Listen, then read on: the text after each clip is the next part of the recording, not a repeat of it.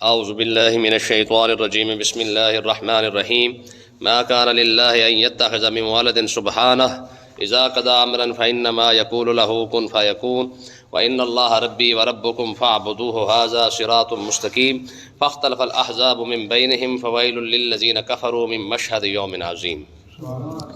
حضرت عیسیٰ علیہ السلام کا واقعہ بیان کیا گیا ہے جس میں آپ نے فرمایا تھا کہ پہلا لفظ ہی کہا تھا انی عبد اللہ، میں اللہ کا بندہ۔ یہ آپ نے جڑ کاٹ دی تھی عیسائیت کی، جس میں عیسائیت جو آج فرقوں کے اندر بڑھ چکی ہے۔ تو اب اللہ تبارک و تعالیٰ نے آگے ارشاد فرمایا یہ جو لوگ عیسیٰ علیہ السلام کو خدا کا بیٹا کہہ دیتے ہیں یا خدا کا تیسرا حصہ کہہ دیتے ہیں یا کچھ بھی سمجھ رہے ہیں، جو کچھ انہوں نے اپنا عقیدہ بنایا ہوا ہے، ان کو یہ سمجھ نہیں آتی ہے کہ عیسیٰ علیہ السلام نے تو شروع میں یہ کہا تھا کہ میں اللہ کا بندہ ہوں، اور چھٹے پارے کے اندر اللہ تعالیٰ نے ارشاد فرمایا کان یاکلان الطعام، فرمایا وہ دونوں ماں بیٹا جو ہے وہ تو کھانا بھی کھاتے ہیں، پیتے بھی ہیں، سوتے بھی ہیں، آتے جاتے سب کچھ کرتے ہیں، جبکہ اللہ تعالیٰ کی ذات جو ہے وہ ان ساری چیزوں سے پاک ہے۔ اب اللہ تعالیٰ نے اپنی شان بیان فرمایا تم جو کہہ رہے ہو کہ عیسیٰ علیہ السلام اللہ کا حصہ ہے یا اس کے بیٹے ہیں، فرمایا ما کان للہ ان یتخذ من ولد، فرمایا اللہ کی شان ہی یہ نہیں ہے کہ اللہ تعالیٰ کسی کو اپنا بیٹا بنائے۔ یاد رکھیں بھی بیٹے کی ضرورت کیوں ہوتی ہے انسان کی، تاکہ بڑھاپے کے اندر اس کے کام آئے، اس کی ضرورت کے کام آئے، اس کی ضرورت کو پورا کر سکے، اس کی نسل کو چلا سکے، یعنی اس کی اولاد کی ضرورت اسی لیے ہوتی ہے تاکہ وہ بڑھاپے کی جو اس کی کمی ہے وہ پوری کی جا سکے، اس کا سہارا بن سکے۔ لیکن اللہ تعالیٰ کی شان کیا ہے؟ فرمایا ما کان للہ یتخذ من ولد، رب کی شان ہی نہیں ہے کہ رب کسی کو اپنا بیٹا بنائے، کیونکہ اسے ضرورت نہیں ہے، وہ شروع سے ہے آخر تک ہے، بلکہ آخر سے بھی آخر تک ہے، ٹھیک ہے۔ وہ آخر کا لفظ بھی ہمارے لیے ہے، شروع کا لفظ بھی صرف ہمارے لیے ہے، وہ پتہ نہیں کب سے ہے اور کب تک ہے، ٹھیک ہے۔ ہاں سبحانہ، وہ ہر اس عیب سے پاک ہے جو بھی بندہ اس کے متعلق سوچتا ہے کہ جو اس کو کسی کی ضرورت ہے، وہ ہر ایک سے جو ہے وہ کیا کہہ سکتے ہیں کہ کسی کو اس کو ہر کسی کو اس کی ضرورت ہے، اسے تو کسی کی ضرورت نہیں ہے، ٹھیک ہے۔ کوئی اسے مانے اسے پھر بھی فرق نہیں پڑتا، کوئی نہ مانے اسے پھر بھی فرق نہیں پڑتا، ٹھیک ہے۔ ہاں اس کی شان کیا ہے؟ اذا قضى امرا، جب وہ کسی کام کا فیصلہ کر لیتا ہے پھر کیا کرتا ہے؟ فانما يقول له كن فيكون، فرمایا پھر وہ صرف اتنا ہی کہتا ہے کہ ہو جا تو ہو جاتی ہے۔ اب جو اس ذات کا، اس شان کا جو مالک ہو، اسے اولاد کی کیا ضرورت ہے؟ اسے کسی اور کی کیا ضرورت ہے؟ چاہے تو پل بھر کے اندر پوری کائنات کو ختم کر دے اور کرے گا بھی صحیح، ٹھیک ہے۔ چاہے تو دوبارہ 100 مرتبہ اس کو دوبارہ 1000 مرتبہ لاکھوں مرتبہ دوبارہ پھر پوری کائنات بنا دے، میں کہ جو اتنی پاک ذات اور قادر مطلق ذات ہے اسے کسی اولاد کی کیا ضرورت ہے یا کسی بندے کی کیا ضرورت ہے؟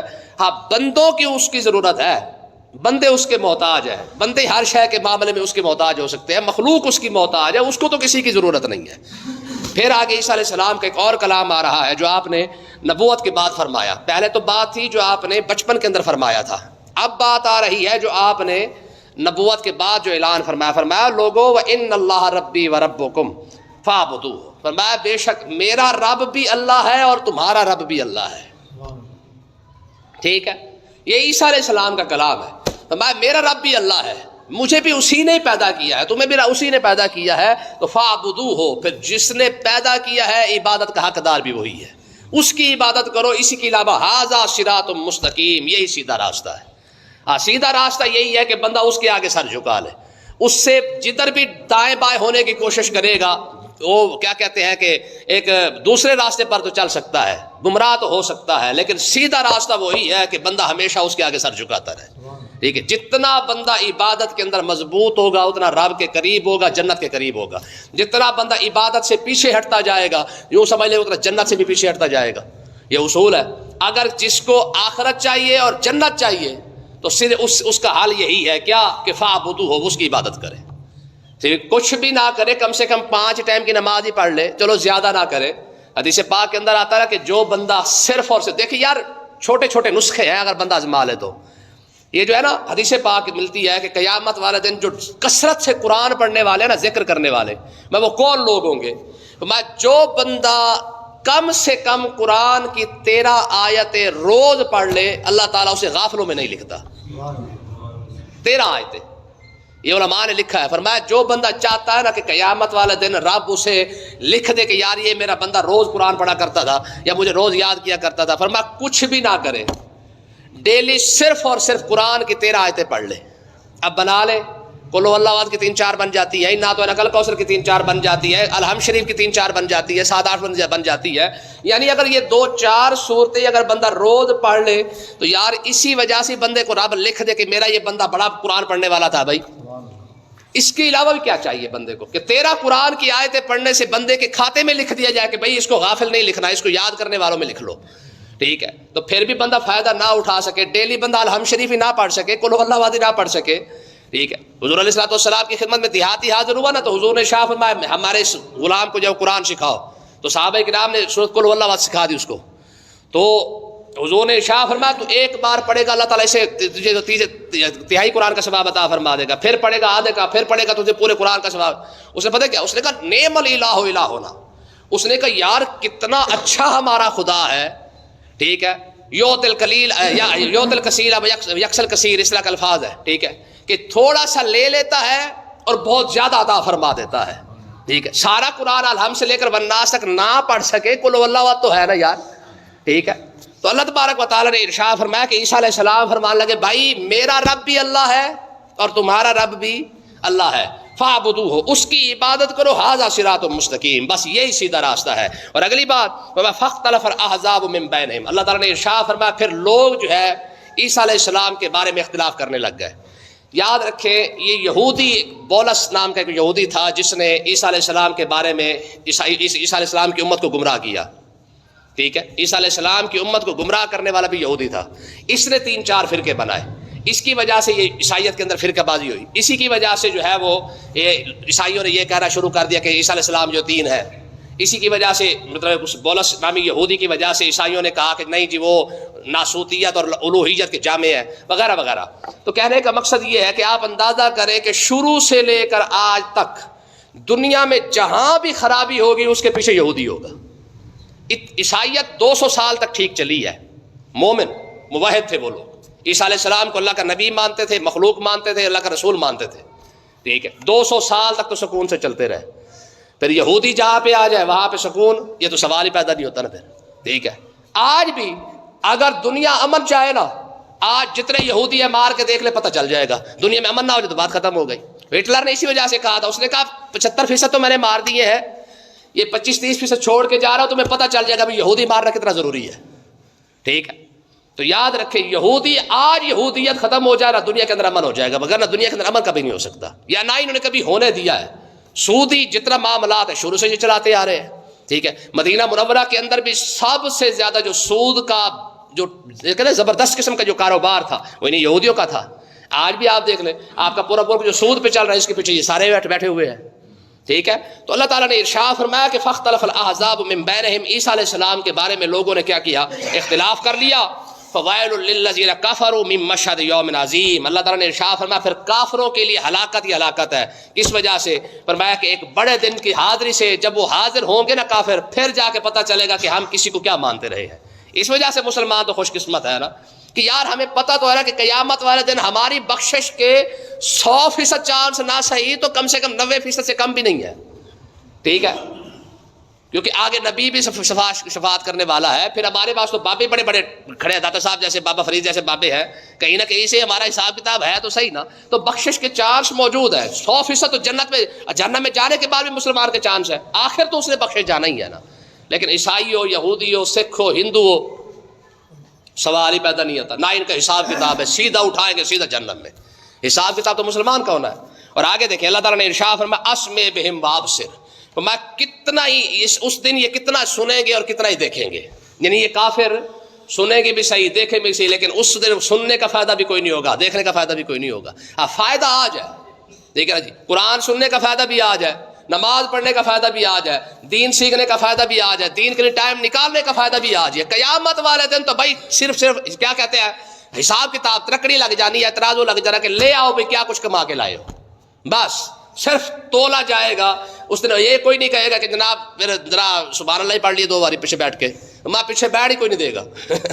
آج کہتے ہیں نا پیچھے بیٹھ کے ذرا انہیں پڑھ لو، ٹھیک ہے. وہاں پہ یہ نہیں ہوگا جی پیچھے بیٹھ کے پڑھ لو، نہ وہاں پہ ہوگا بھی لا جو پڑھ کے لایا ہے، جو کر کے لایا ہے اسے آگے رکھ. اسمع بہم وابصر، وما اس دن کتنا ہی سنتے اور دیکھتے ہوں گے، یوم یاتوننا، جس دن ہم ان سب کو لے کے آئیں گے، لیکن ہوگا کیا، لیکن الظالم الیوم فی ضلال مبین، اور آج ظالم کھلی گمراہی کے اندر ہے، ظالم ظلم کر رہا ہے، اسے پتہ ہی کوئی نہیں کہ میں نے مرنا بھی ہے کہ نہیں مرنا ہے، ٹھیک ہے جی۔ اور ظالم کی جب بات آتی ہے نا قرآن کے اندر، پھر اس میں یاد رکھیں، پھر اس میں تو مذہب کی تفریق بھی ختم ہو جاتی ہے، چاہے وہ ظالم کفر کے اندر ہو، چاہے ظالم مسلمان کے اندر ہو، ٹھیک ہے، ظالم تو ظالم ہی ہے نا۔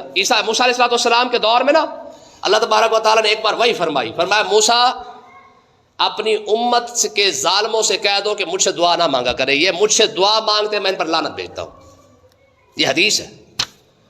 ادھر ظلم کر کے ادھر حاجی صاحب حج کرنے جا رہے ہیں، کعبے کا طواف بھی ہو رہا ہے، صفا مروہ بھی ہو رہا ہے، کیا ہے، سارا ملک لوٹ کے کعبے کا طواف ہو رہا ہے، تو کیا فائدہ ہو جائے گا؟ یاد رکھے کسی کا ادھار دینے والا بندہ اگر ادھار نہ دے، یعنی کھا جائے، ہڑپ کر جائے، ایک تو ہے کہ واپس کرنی ہے، اگر وہ ہڑپ کر کے کھڑا ہے، وہ عبادت کر رہا ہے تو اس کی عبادت مشکوک ہے، تو جو ویسے ہی پوری قوم پر ظلم کر کے کھڑا ہے اس کی عبادت کیسے قبول ہو جائے گی؟ ادھر سے ہمارے جناب ادارے دیکھ لے، آگے غریب کی ریڑھی اٹھا کے لے جا رہے ہیں، یہ قیامت والے دن پتہ چلے گا نا وہ ریڑھی کتنے کی بنتی ہے، اس کے جناب جو اوپر سودا پڑا ہوتا ہے سارا اٹھا کے باپ پھینکیں گے، وہ جناب لوڈ کی اور سارا ریڑھی بھی لے کے جا رہے ہیں، اس کے سامان بھی لے کے جا رہے ہیں۔ یہ قیامت والے دن جب تلنا نا ماشا ماشا اور تولا تولا، یہ مول پڑ جائے گا جی صاحب جی کا آرڈر تھا یا ہم اپنی مجبوری سے کرتے ہیں، صاحب جی نے تجھے کہا تھا کہ ریڑھی اٹھا کے لے جاؤ، صاحب جی نے کہا تھا فروٹ بھی پھینک دو، صاحب جی نے کہا تھا جا کے جناب اگلوں کے جتنا بھی جو غریب لگا کے کھڑا ہوا ہے اس کے جناب سارا کچھ اٹھا کے لے جاؤ، یہ تو قیامت والے دن پتہ لگنا ہے نا۔ آج جو ادارے والے مجبور ہیں نا، 12 بناتے پولیس والے یا دوسرے، وہ کہتے جی اوپر سے آرڈر ہے، اوپر والا تو تجھے نہیں دیکھ رہا، لیکن جو سارے جہان کا مالک ہے وہ تو تجھے دیکھ رہا ہے، کتنا اوپر سے تو مجبور ہے۔